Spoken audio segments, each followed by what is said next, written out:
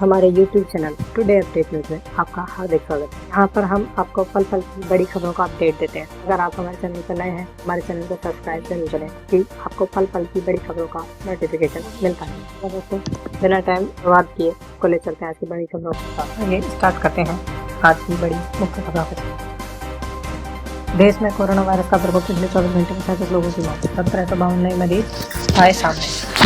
Corona virus का कहर दिन दिन बढ़ता ही जा रहा है। पिछले 24 घंटे में कोरोना वायरस के प्रकोप से 37 लोगों की जान जा चुकी है। इसके अलावा 1735 नए लोग कोरोना के वायरस से संक्रमित हो चुके हैं, जिससे देश में कोरोना के वायरस से संक्रमित की संख्या 23,000 के पार हो चुकी है। स्वास्थ्य मंत्रालय के आंकड़ों के अनुसार भारत में कोरोना वायरस से संक्रमित की संख्या 23,452 पर पहुंच गई है। पिछले 24 घंटों में 37 लोगों की मौत के बाद देश के कोरोना से अब तक 723 लोगों की जान जा चुकी है। हालांकि अब तक 4,814 मरीज ठीक होकर अपने घर वापस लौट चुके हैं। वहीं एक बड़ी खबर निकल कर आ रही है। कोरोना वायरस मुक्त घोषित किया गया था प्रयागराज, 3 पॉजिटिव मामले सामने आए तो मचा प्रशासन में हड़कंप। कोरोना वायरस के प्रकोप के कारण पूरे देश में लॉकडाउन की स्थिति है। हालांकि कई जिले में एक भी केस सामने न आने से उन्हें कोरोना मुक्त घोषित कर दिया था। ऐसे ही उत्तर प्रदेश के प्रयागराज को कोरोना मुक्त घोषित किया गया था, लेकिन 3 नए पॉजिटिव केस सामने आने से इलाके में हड़कंप मच गया। प्रयागराज जिले में शुक्रवार को कोरोना वायरस के 3 नए मामले सामने आए हैं। जिले में अचानक 3 नए सामने आने से प्रशासन में हड़कंप मच गया है। इनमें 2 व्यक्ति यमुना पार संक्रमण के तथा एक व्यक्ति शहर के ही शिवकुटी इलाके का रहने वाला है। जिला मजिस्ट्रेट के अनुसार शिवकुटी के व्यक्ति ने वाराणसी में संक्रमित पाए गए एक व्यक्ति के साथ पिछले माह ट्रेन की एक बोगी में यात्रा की थी। वहीं एक नई खबर निकल कर आ रही है। कोरोना वायरस तब्दीली जमात मामले में ईडी का बड़ा खुलासा, भारत से विदेश भेजा गया पैसा। कोरोना वायरस मामले में दिल्ली के निजामुद्दीन मरकज के तब्दीली जमात की खूब फजीयत हुई है। इस मामले में अब ईडी ने बड़ा खुलासा किया है। तब्दीली जमात से जुड़े जांच के बरामद दस्तावेजों की जांच दौरान पता चला है कि इन लोगों ने भारत से विदेश में भी पैसा भेजा था। इस मामले से जुड़े दस्तावेज दिल्ली पुलिस ने ईडी को भेजे हैं। ईडी ने इन दस्तावेजों के आधार पर 5 लोगों से पूछताछ की है। जांच कर रहा जमात को मिलने वाली फंडिंग का स्रोत क्या है। इसके अलावा निजामुद्दीन मरकज के मौलाना साद के करीब लोगों से पूछताछ की जा रही है। इसके बाद मौलाना साद को नोटिस जारी किया जाएगा। दरअसल दिल्ली पुलिस की अपराध शाखा को तब्दीली जमात के मुख्यालय छापे के दौरान के दस्तावेज बरामद हुए। इन दस्तावेजों की आरंभिक जांच में पता चला कि मौलाना साद उनके करीब तथा तब्दीली जमात के लोगों द्वारा विदेशों में पैसा भेजा गया। जांच में पता चला कि पैसा आने की गांठें कई पर्चों में उलझी है। इस कारण दिल्ली पुलिस ने सारे दस्तावेज प्रवर्तन निदेशालय को सौंप दिए। प्रवर्तन निदेशालय दस्तावेजों और दिल्ली पुलिस द्वारा दी गई जानकारी के आधार पर अब तक 5 लोगों से पूछताछ कर चुका है। जिन लोगों से पूछताछ की उनमें विदेशी पैसे को भारतीय मुद्रा में चेंज करने वाला मनी चेंजर भी शामिल है। वहीं एक बड़ी खबर निकल कर आ रही है। 4 मरीजों पर हुआ प्लाज्मा थेरेपी का ट्रायल, सीएम केजरीवाल ने कहा नतीजे उत्साहवर्धक। कोरोना वायरस का प्रकोप तेजी से बढ़ता जा रहा है। इसी बीच दिल्ली के मुख्यमंत्री अरविंद केजरीवाल ने बताया कि प्लाज्मा थेरेपी से बेहतर नतीजे मिल रहे हैं। सीएम केजरीवाल ने बताया कि हमने LNGT अस्पताल के 4 मरीजों पर प्लाज्मा ट्रायल किया। इसके अब तक के नतीजे उत्साहवर्धक हैं। दिल्ली के मुख्यमंत्री ने मीडिया के सामने जानकारी दी कि केंद्र सरकार की इजाजत मिलने के बाद हमने प्लाज्मा थेरेपी का ट्रायल किया। 4 मरीजों पर इसका ट्रायल किया गया। इस ट्रायल के नतीजे काफी अच्छे हैं। LNGT अस्पताल के 4 मरीजों पर प्लाज्मा का यह ट्रायल करके देखा गया। अरविंद केजरीवाल के साथ मौजूद डॉक्टर ने बताया कि नतीजे बेहतरी रहे हैं। हमें ज्यादा से ज्यादा प्लाज्मा की जरूरत है, इसलिए जो लोग ठीक हो रहे हैं वो आगे आए प्लाज्मा डोनेट करें। अभी कई ऐसे मरीज हैं जिनमें प्लाज्मा की जरूरत है। वहीं एक बड़ी खबर निकल कर आ रही है। कोरोना संकट के बीच किसानों के लिए बड़ी खुशखबरी, बीजेपी सरकार ने रिजर्व किए 22,000 करोड़ रुपए। कोरोना संकट के बीच हरियाणा की बीजेपी सरकार किसानों के लिए बड़ी खुशखबरी लेकर आई है। मनोहर लाल खट्टर सरकार ने संकट के दौरान फसलों के भुगतान का खास इंतजाम किया है। इसके लिए सरकार ने गेहूं बेचने वाले किसानों के लिए 22,000 करोड़ रुपए रिजर्व रखा है। इससे किसानों को तुरंत पैसा मिलेगा। राज्य के उप मुख्यमंत्री दुष्यंत चौटाला ने इस बात जानकारी दी। उन्होंने बताया कि खट्टर सरकार किसानों की उपज का एक एक दाना खरीदने के लिए तैयार है। उन्होंने बताया कि प्रदेश में 15 अप्रैल से ही सरसों और 20 अप्रैल से गेहूँ खरीदारी जारी है। सरकार इस वक्त 75 लाख टन गेहूँ खरीदेगी। मंत्री चौटाला ने बताया कि किसानों के एक एक दाने का पैसा उन्हें मिलने के लिए सरकार ने आड़तियों को उनके पुराने बैंक खाते से खरीद का भुगतान करने की अनुमति दी है। उन्होंने बताया कि लगभग 22,000 करोड़ रुपए गेहूं की खरीद के बाद भुगतान के लिए रिजर्व रखा गया है। कोरोना वायरस के बीच एक नई खबर निकल कर आई। एक IT कंपनी के 9,000 कर्मचारियों ने EPF खातों से निकाले 43 crore. IT company Tata consultancy के 9,000 से अधिक कर्मचारियों ने कोरोना वायरस महामारी के कारण अपने कर्मचारी भविष्य निधि EPF खाते से 43 करोड़ सबसे अधिक निकासी थी। कोरोना वायरस के लॉकडाउन के बाद सबसे ज्यादा ईपीएफ निकासी एक सूची के अनुसार टीसीएस के कर्मचारी दूसरे स्थान पर रहे। एक रिपोर्ट के अनुसार कर्मचारी भविष्य निधि संगठन ईपीएफओ ने टॉप 10 प्रतिष्ठानों की एक सूची जारी की जिन्होंने कोविड-19 महामारी के बीच सबसे अधिक निकासी दी। इस सूची में एचसीएल टेक्नोलॉजी भी शामिल है, जहां लगभग 7,000 कर्मचारियों ने अपने ईपीएफ खाते में 27 करोड़ रुपए निकाले। वहीं क्रिकेट जगत से जुड़ी हुई खबर निकल कर आई आईसीसी के इस फैसले से हो सकता है आईपीएल 2020 का रास्ता साफ। कोरोना वायरस के कारण इस साल अभी तक कई क्रिकेट टूर्नामेंट रद्द किए जाते हैं या फिर उन्हें स्थगित किया गया है। इतना ही नहीं, इस साल के अक्टूबर में ऑस्ट्रेलिया में आईसीसी T20 विश्व कप का आयोजन होना है और इस पर भी खतरे के बादल मंडरा रहे हैं। वैसे मंगलवार को आईसीसी ने कॉन्फ्रेंस कॉल पर मुख्य कार्य समिति की बैठक की जिसमें सभी 12 सदस्य देशों ने भाग लिया। इस बैठक में आईसीसी ने कई बातों पर चर्चा की जिसमें इस साल अक्टूबर में ऑस्ट्रेलिया में होने वाला विश्व कप भी शामिल है। दरअसल बीसीसीआई ने जब से आईपीएल को स्थगित करने का फैसला किया तभी से इसमें खबरें चल रही हैं। आईपीएल 2020 का आयोजन सितंबर अक्टूबर में हो सकता है। इतना नहीं, कहा तो यह भी जा रहा है कि सितंबर में एशिया कप के स्थान पर आईपीएल हो सकता है, लेकिन एक रिपोर्ट जिसने सभी का ध्यान अपनी ओर आकर्षित किया था। बीसीसीआई के एक अधिकारी ने कहा कि अगर विश्व कप नहीं हुआ तो बीसीसीआई के पास आईपीएल कराने का पर्याप्त समय मिल जाएगा और वह इसका इंतजार कर रहे हैं। वहीं आपको बता दें कि टीम इंडिया के इस विकेट कीपर के हाथ में केवल 9 उंगलियां हैं। ग्लव्स पहनने के लिए करता है जुगाड़।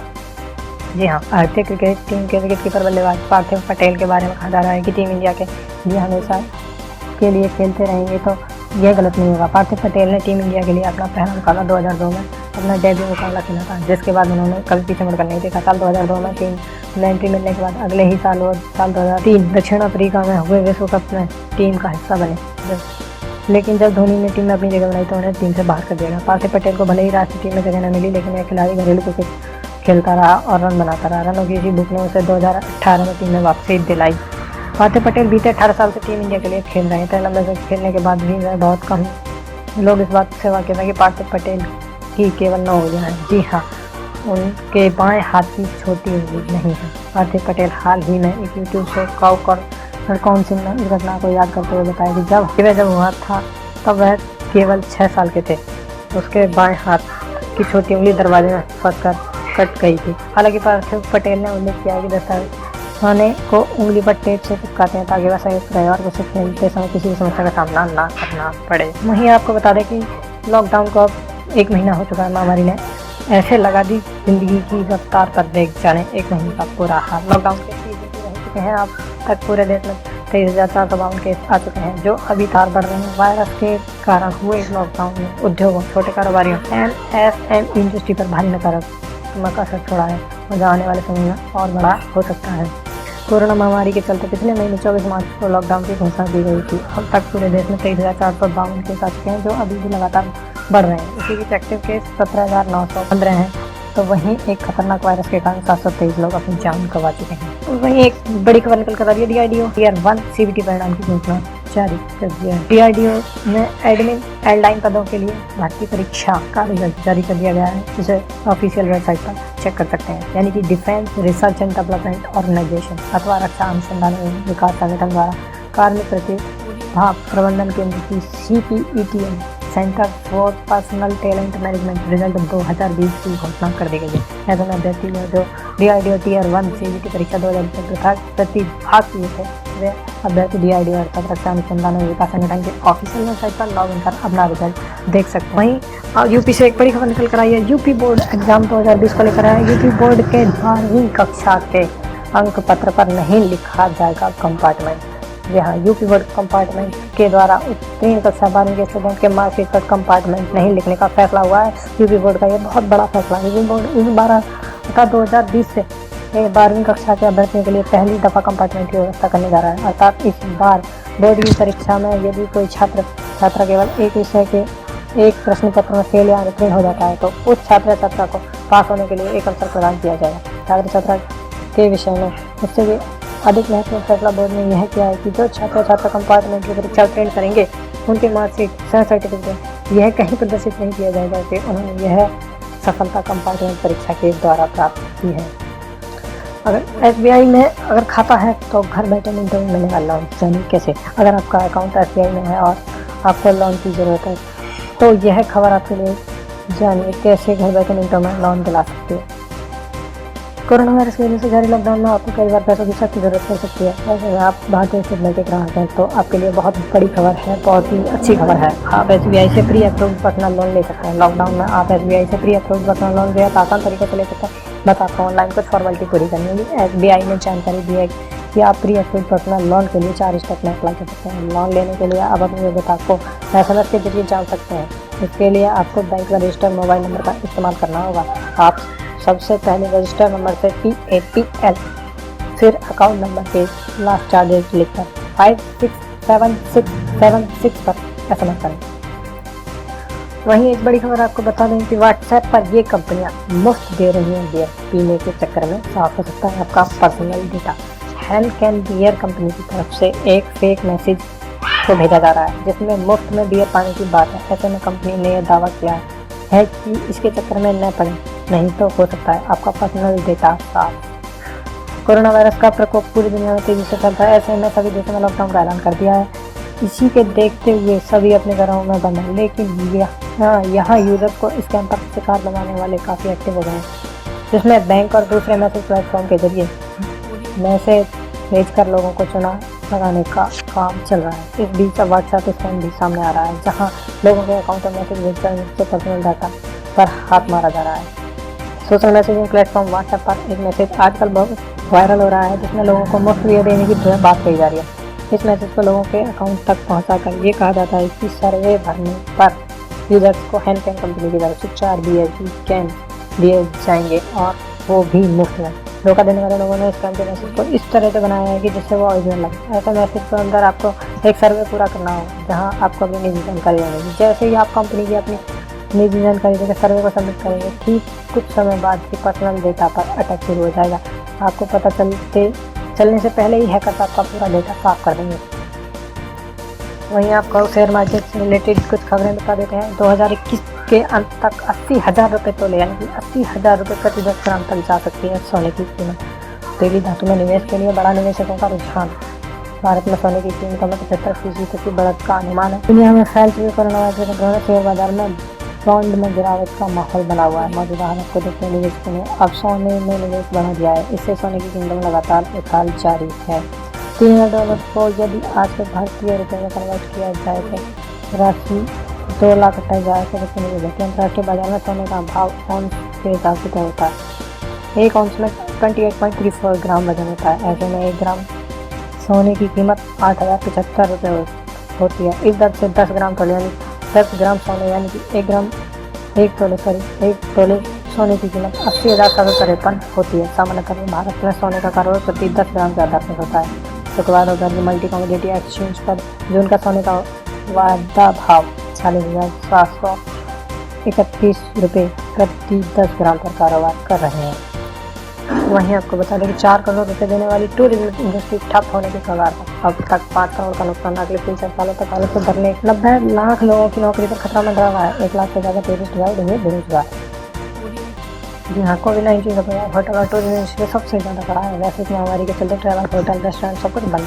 टूरिज्म इंडस्ट्री के यह अब तक का सबसे बुरा दौर साबित हो रहा है। इंडिया एसोसिएशन ऑफ ऑपरेटर के प्रेसिडेंट प्रणव सरकार के मुताबिक इससे पहले भी मंदी आई थी, लेकिन टूरिज्म इंडस्ट्री पर कोई खास असर नहीं पड़ा। कोविड-19 के चलते इंडस्ट्री को अब तक के सबसे बुरे दौर से गुजरना पड़ रहा है। सोशल डिस्टेंसिंग के चलते लंबे समय तक लोग यात्रा करने से बचेंगे और घूमने की वजह के लिए पैसे इकट्ठे करने पर जोर देंगे। ये सब पर्यटन उद्योग के लिए अच्छे संकेत नहीं है। वहीं आपको अब बता दें, बहुत ही बड़ी खबर निकल कर आ रही है भारत सरकार की ओर से। अमेजन फ्लिपकार्ट को टक्कर देने के लिए किराना स्टोर्स के साथ मिलकर ई-कॉमर्स प्लेटफॉर्म बनाएगी सरकार। जी हाँ, वाणिज्य मंत्रालय के अंतर्गत आने वाली DPIIT विभाग ने confederation of all India traders यानी कि कैट के साथ मिलकर ई-कॉमर्स पोर्टल शुरू करने जा रही है। लॉकडाउन के दौरान लोगों को जरूरी सामान मुहैया कराने की चुनौती को देखते हुए ई मार्केट प्लेस शुरू करने का निर्णय लिया गया है। इससे दिग्गज e commerce company Amazon Flipkart को कड़ी टक्कर मिल सकती है। बता दें कि एक दिन पहले ही यानी गुरुवार को अमेजन ने 5,000 से ज़्यादा किराना स्टोर्स को अपने प्लेटफॉर्म से जोड़ने की पहल शुरू का ऐलान किया था।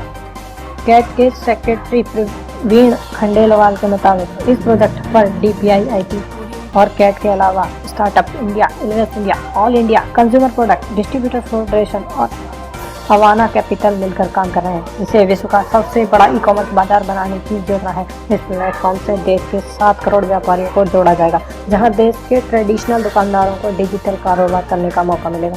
खंडेलवाल ने कहा कि यह प्रधानमंत्री नरेंद्र मोदी की डिजिटल इंडिया और डिजिटल भुगतान के पहल को बढ़ावा देगा। वर्तमान संकट के समय विशेष रूप से भारत के टीयर 2 व टीयर 3 शहरों में लोग रोजमर्रा की चीजों के लिए किराना स्टोर पर निर्भर हैं और चुनौतियों का सामना कर रहे हैं। ऐसे में सरकार के इस पहल से किराना स्टोर के साथ ग्राहकों को फायदा होगा। अगर आप हमारे चैनल पर नए हैं तो चैनल को सब्सक्राइब जरूर करें।